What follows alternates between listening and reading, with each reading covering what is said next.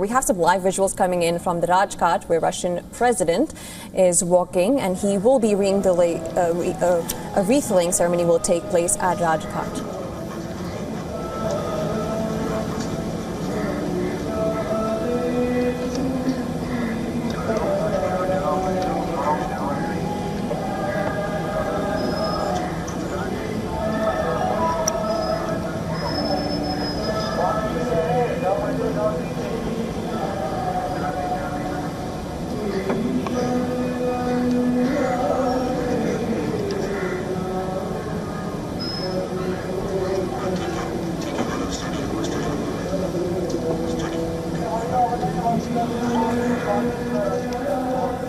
All right, we have some visuals coming in from Rajghat in New Delhi, where Russian President Vladimir Putin is walking, and he will be laying a wreath at the Rajghat to pay respects to Mahatma Gandhi.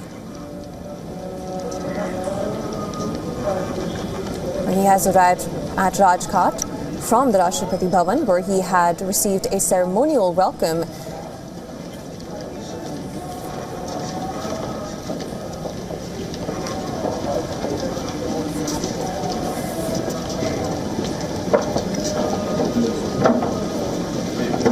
After paying his respects to Mahatma Gandhi at the Rajghat, he will be then proceeding for bilateral talks with the Indian Prime Minister at the Hyderabad House, after which they will be having a press conference. And there are the visuals from Rajghat.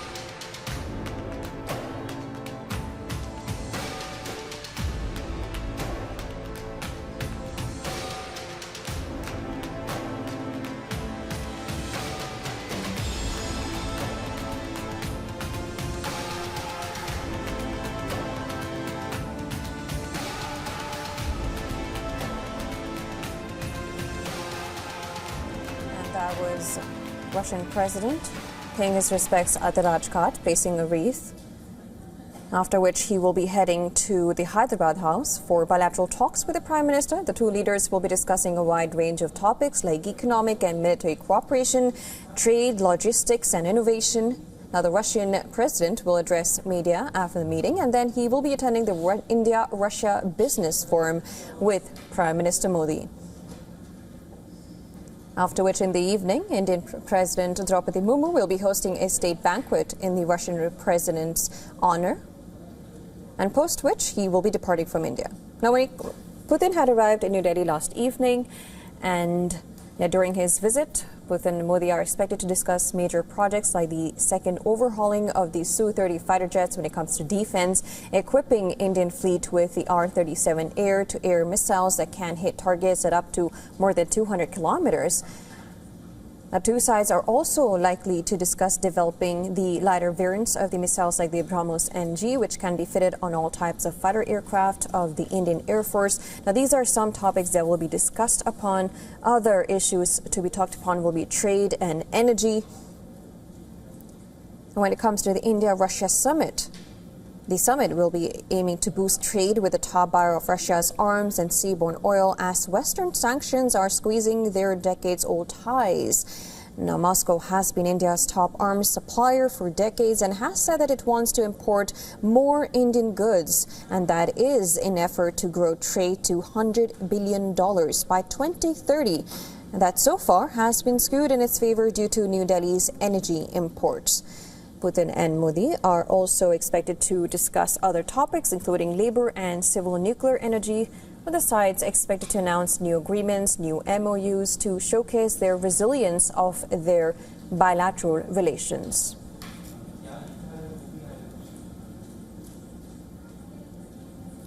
Now, Putin had received a ceremonial welcome at the Rashtrapati Bhavan. He then went to Rajghat for paying respects to the father of the nation, Mahatma Gandhi, and he will now be heading to Hyderabad House for a bilateral meeting. Now, our Assistant Editor of Foreign Affairs, Sidhant Sibil, is joining us. Sidhant, you were right there in front of the Hyderabad House where President Putin is now going to be heading for bilateral talks. And we were just talking about how, the West might be looking at these talks, and even especially U.S. and this is while U.S. and India are also involved in trade talks. If you could just tell us, how would this talks go, and how do you analyze U.S. looking at the Putin and Modi relations? Well, before I come to you, let me show you the situation on the ground. We will be shortly entering the Hyderabad House. The security, of course, has been increased. We do expect the traffic restrictions to be put in place in a short while from now. Putin is a high-profile visitor. It is natural that the security will be really high, and that is given on the ground. In fact, when the Russian president reaches at the Hyderabad House, do expect this entire area on some kind of partial lockdown as well.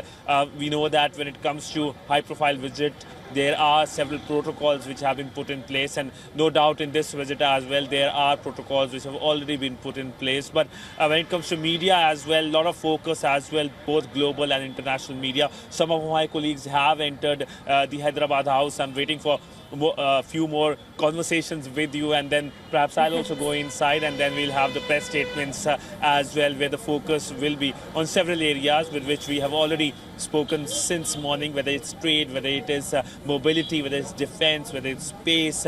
In fact, we spoke to the head of the Russian Space Agency, who said that there will be a contract that will be signed between both sides as well. So it's a power-packed day. It's a day when things really matter, not only here in India, but globally. Absolutely, as you talked about, it's not just trade and defense, it's about space, it's about agriculture, it's about people-to-people relations. Talk to us also about, when it comes to immigration, we know that due to Trump tariffs and immigration rules, we saw a lot of migration from India, even though we have a lot of Indians residing in U.S. When it comes to Russia and India, how are people-to-people relations looked at? Well, yes, migration is part and parcel of the conversations today. We know that Mobility Pact will be signed that will help Indians, especially skilled and semi-skilled Indians, to travel to Russia. And that remains the cornerstone of the announcements that are going to happen later today. We know that when it comes to people-to-people relationship, that is an important portion of the relationship. In fact, WION spoke to one of the Indian origin, Bihar-born MLA, Abhay Singh as well, who talked about the value of this visit, important in terms of multipolarity. So we do expect a lot of announcements on that. But as of now, I do see a lot of movement here. Perhaps the Russian president is expected to come any moment here. He's expected to come here from the Rajghat. A lot of reporters I do see standing, eagerly waiting to get inside now, to get inside the famous Hyderabad house. Absolutely, Siddhant. Of course, we'll give you the time to go and also take part in that. Well, thank you so much, Siddhant, for joining us and giving us the latest from the ground. That was Siddhant Sibal, our Assistant Editor of Foreign Affairs.